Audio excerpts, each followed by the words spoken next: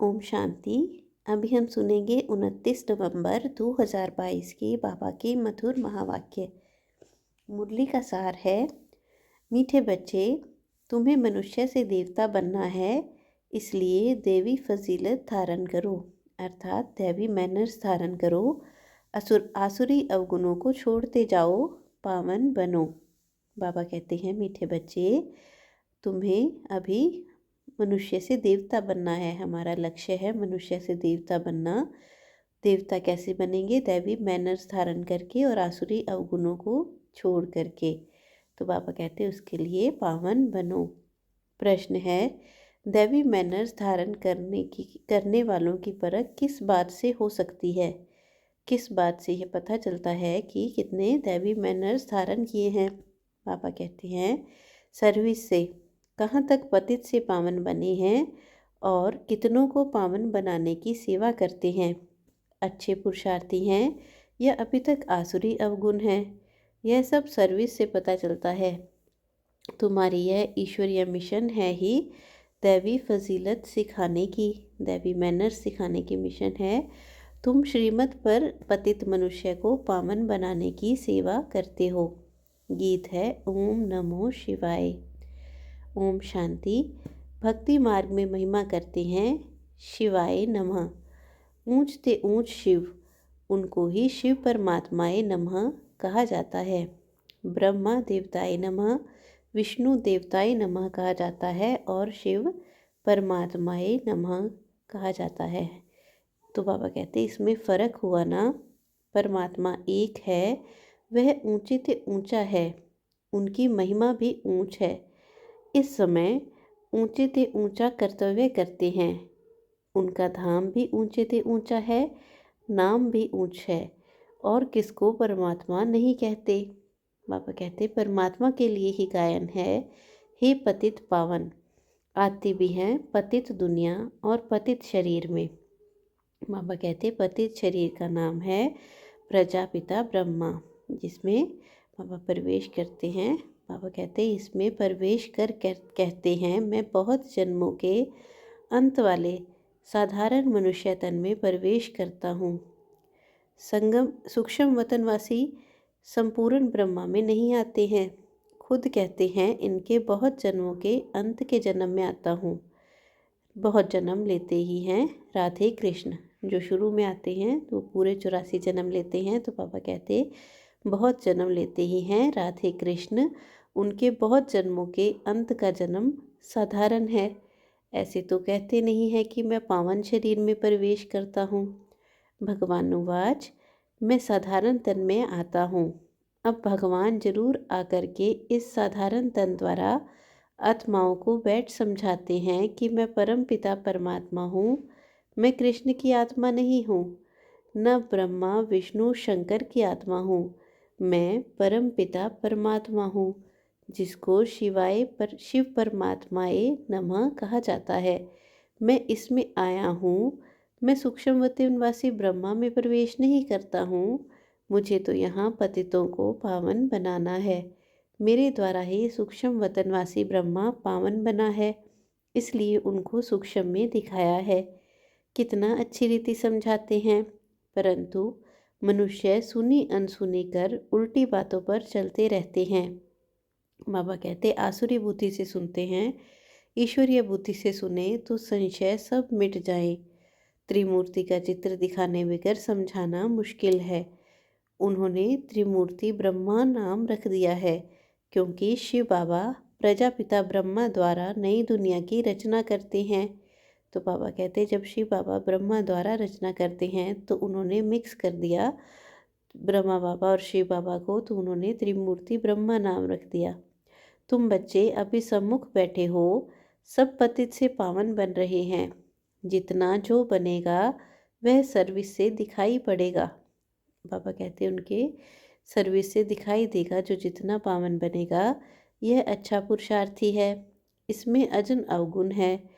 देवताओं में दैवी गुण थे, हर एक अपने आसुरी गुण और उन्हों के दैवी गुण वर्णन करते हैं।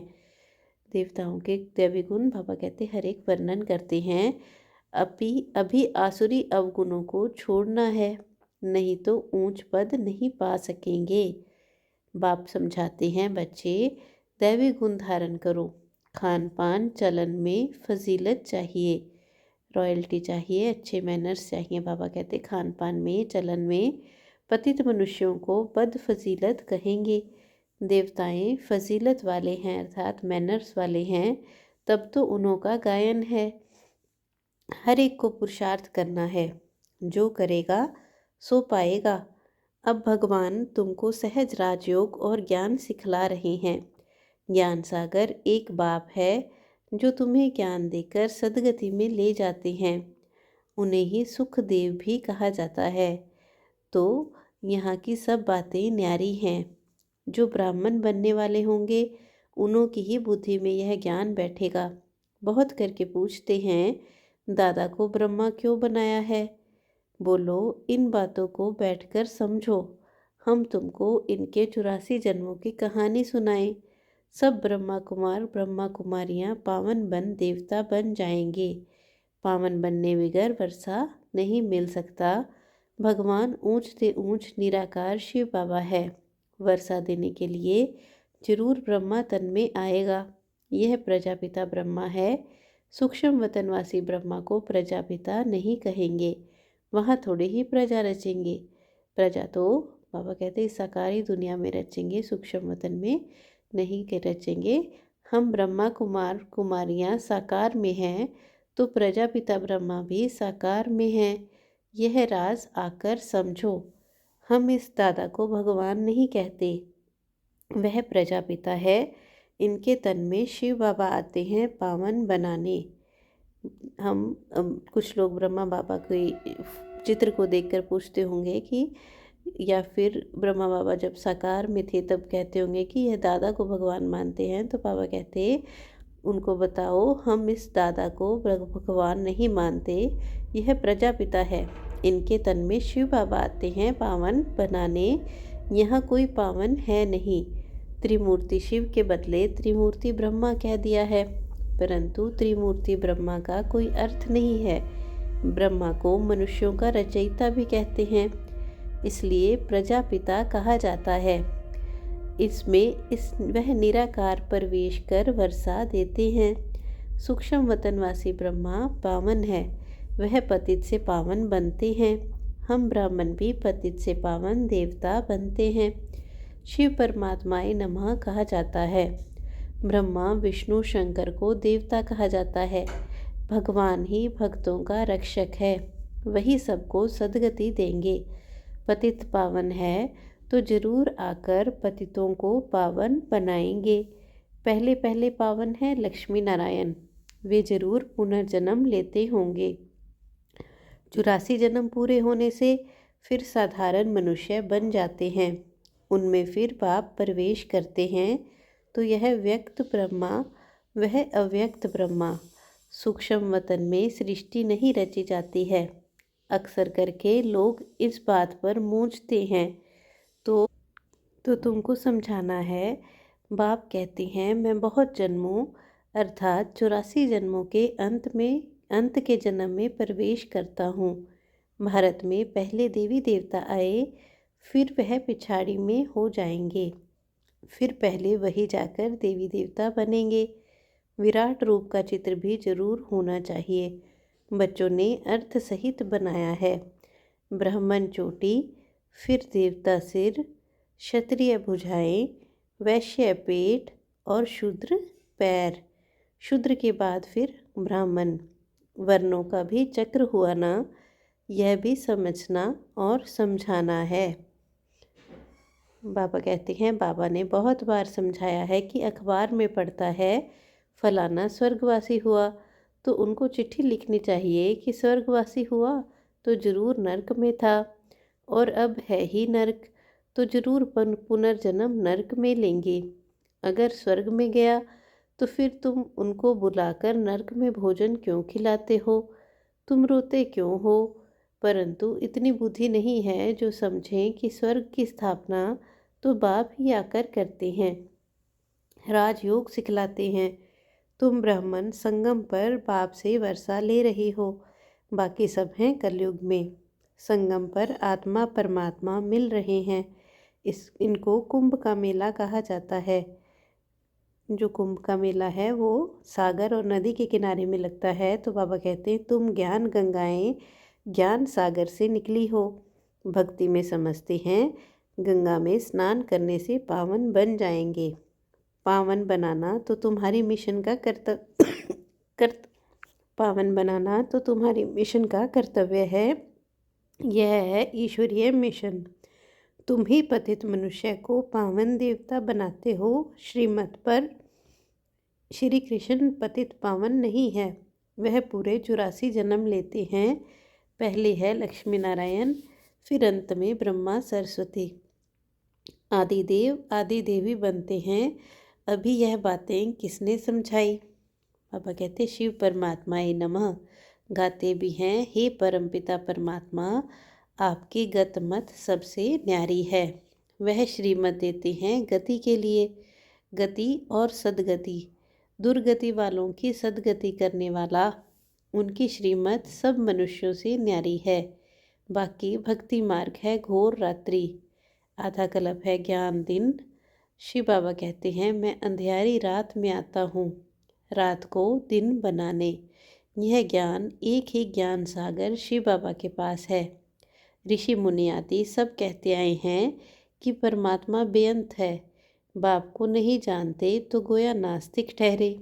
आधा कल्प है नास्तिक, आधा कल्प है आस्तिक।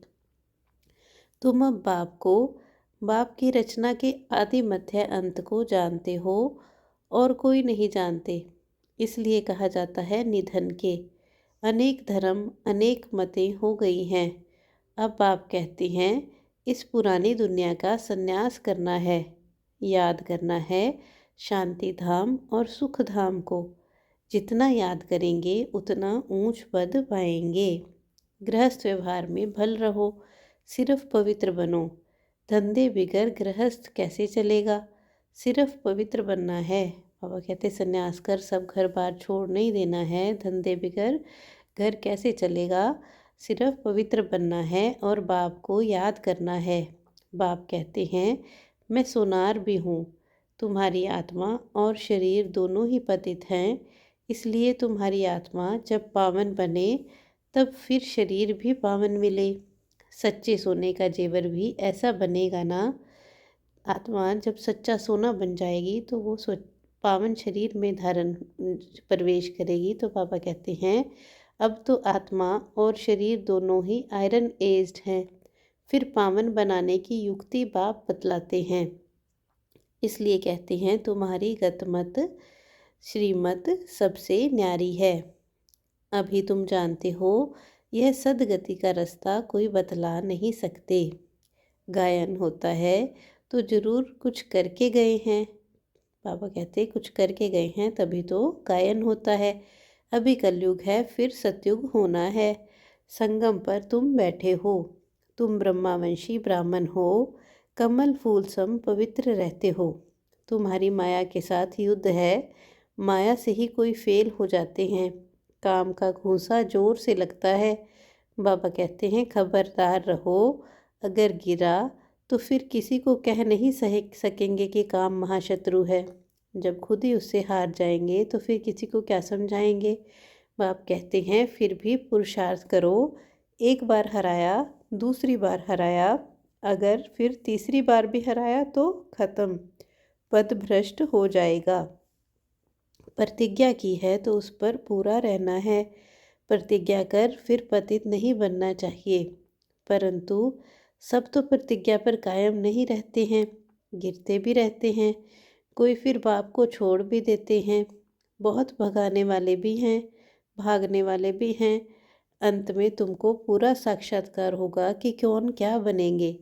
बाबा कहते पुरुषार्थ पूरा करना चाहिए। जो दुख देते हैं वह दुखी होकर मरते हैं। बाप तो सबको सुख देने वाला है। तुम्हारा भी काम है सबको सुख देना। कर्मना में भी किसको दुख दिया तो दुखी होकर मरेंगे, पद भी भ्रष्ट हो जाएगा। बाप के बेहद के बाप के साथ पूरा फरमान बरदार वफादार होकर रहना है। बाबा की आज्ञा को पूरा पालन करना है। बाप जैसे सबको सुख देते हैं, हम बच्चों को भी सबको सुख देना है। अच्छा, मीठे मीठे सिकी लदे बच्चों प्रति माता पिता बाप दादा का याद प्यार और गुड मॉर्निंग। रूहानी बाप की रूहानी बच्चों को नमस्ते। हम रूहानी बच्चों की रूहानी बाप दादा को दिलवा जान सिकवा प्रेम से नमस्ते नमस्ते। शुक्रिया बाबा, शुक्रिया। अब मुरली में से धारणा के मुख्य पॉइंट सुनेंगे। बाप के साथ वफादार फरमान बरदार होकर रहना है, कभी किसी को दुख नहीं देना है। बाप से पूरा वर्षा लेने के लिए पवित्र बनने का पुरुषार्थ करना है। काम की चोट कभी नहीं खानी है, इससे बहुत सावधान रहना है। बाबा आज हम बच्चों को वरदान दे रहे हैं कि मालिकपन की स्मृति से शक्तियों को ऑर्डर पर मान चलाने वाले स्वराज्य अधिकारी भव। मालिकपन की स्थिति से शक्तियों को ऑर्डर पर मान चलाने वाले स्वराज्य अधिकारी भव। बाप द्वारा जो भी शक्तियाँ मिली हैं, उन सर्व शक्तियों को कार्य में लगाओ। समय पर शक्तियों को यूज़ करो। सिर्फ मालिकपन की स्मृति में रहकर फिर ऑर्डर करो तो शक्तियाँ आपका ऑर्डर मानेंगी। अगर कमज़ोर होकर ऑर्डर करेंगे तो नहीं मानेंगी। बाप दादा सभी बच्चों को मालिक बनाते हैं, कमज़ोर नहीं। सब बच्चे राजा बच्चे हैं, क्योंकि सब राज्य आपका बर्थ राइट है, जन्मसिद्ध अधिकार है। तो बाबा कहते हैं यह बर्थ राइट कोई भी छीन नहीं सकता। तो प्यारे बाबा हमें आज वरदान दे रहे हैं कि मालिकपन की स्मृति से शक्तियों को ऑर्डर पर मान चलाने वाले स्वराज्य अधिकारी भव। स्लोगन है, त्रिकालदर्शी स्थिति में स्थित रह हर कर्म करो तो सफलता मिलती रहेगी। तो सफलता पाने का क्या साधन है? बाबा कहते त्रिकालदर्शी स्थिति में स्थित रह हर कर्म करो तो सफलता मिलती रहेगी। अभी हम सुनेंगे माता ईश्वरी जी की अनमोल महावाक्य। मम्मा कहते हैं, अब यह जो हम कहते हैं कि प्रभु हम बच्चों को उस पार ले चलो, उस पार का मतलब क्या है? लोग समझते हैं उस पार का मतलब है जन्म मरण के चक्कर में न आना, अर्थात मुक्त हो जाना। अब यह तो हुआ मनुष्यों का कहना, परंतु वो कहता है बच्चों, सचमुच जहाँ सुख शांति है वहाँ दुख अशांति से दूर है। उसको कोई दुनिया नहीं कहते। जब मनुष्य सुख चाहते हैं तो वो भी इस जीवन में होना चाहिए। अब तो वो सतयुगी वैकुंठ देवताओं की दुनिया थी जहाँ सर्वदा सुखी जीवन था। उसी देवताओं को अमर कहते थे। अब अमर का भी कोई अर्थ नहीं है। ऐसे तो नहीं देवताओं की आयु इतनी बड़ी थी जो कभी मरते नहीं थे। अब यह कहना उन्हों का रॉन्ग है, क्योंकि ऐसे है नहीं। उनकी आयु कोई सतयुग त्रेता तक नहीं चलती है, परंतु देवी देवताओं के जन्म सतयुग त्रेता में बहुत हुए हैं। 21 जन्म तो उन्होंने अच्छा राज्य चलाया है, और फिर 63 जन्म द्वापर से कलयुग के अंत तक टोटल उन्हों के जन्म चढ़ती कला वाले 21 हुए और उतरती कला वाले 63 हुए। टोटल मनुष्य 84 जन्म लेते हैं।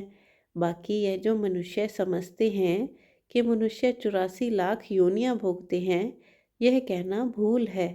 अगर मनुष्य अपनी योनि में सुख दुख दोनों का पाठ भोग सकते हैं तो फिर जानवर योनि में भोगने की ज़रूरत ही क्या है? जब मनुष्य योनि में ही मम्मा कहते हैं दोनों सुखी भी होते हैं दुखी भी होते हैं, दोनों पाठ भोग सकते हैं, तो फिर जानवर योनि में भोगने की क्या ज़रूरत है? अब मनुष्यों को यह नॉलेज ही नहीं। मनुष्य तो 84 जन्म लेते हैं। बाकी सृष्टि पर जानवर पंछी पशु आदि टोटल 84 लाख योनियाँ हो सकती हैं। अनेक किस्म की जैसे पैदाइश है, उसमें भी मनुष्य योनि में ही अपना पाप पुण्य भोग रहे हैं, और जानवर अपनी योनियों में भोग रहे हैं। न मनुष्य जानवर की योनि लेता और न जानवर मनुष्य की योनि में आता है। मनुष्य को अपनी योनि में भोगनी पड़ती है तो सुख दुख की महसूसता आती है। ऐसे ही जानवर को भी अपनी योनि में सुख दुख भोगना है, मगर उन्हों में यह बुद्धि नहीं कि यह भोगना किस कर्म से हुई है। जानवरों में यह बुद्धि नहीं है कि उनको यह भोगना किस कर्म से हुई है। उन्हों की भोगना को भी मनुष्य फील करता है, क्योंकि मनुष्य है बुद्धिवान। बाकी ऐसे नहीं मनुष्य कोई 84 लाख योनियां भोगते हैं, जड़ जाड़ भी योनि लेते हैं। यह तो सहज और विवेक की बात है कि जड़ झाड़ ने क्या कर्म अकर्म किया है जो इनों का हिसाब किताब बनेगा। जैसे देखो, गुरु नानक साहब ने ऐसे महावाक्य उच्चारण किए हैं, अंत काल में पुत्र सिमरे, ऐसी चिंता में मरे तो सुअर की योनि में वलवल उतरे। परंतु इस कहने का मतलब यह नहीं है कि मनुष्य कोई सूकर की योनि लेता है, परंतु सूअर का मतलब है कि मनुष्यों का कार्य भी ऐसा होता है जैसे जानवरों का कार्य होता है। बाकी ऐसे नहीं कि मनुष्य कोई जानवर बनते हैं। अब यह तो मनुष्यों को डराने के लिए शिक्षा देते हैं, तो अपने को इस संगम समय पर अपने जीवन को पलटाए, परम पाप आत्मा से पुण्य आत्मा बनना है। अच्छा, ओम शांति, ओम शांति, ओम शांति।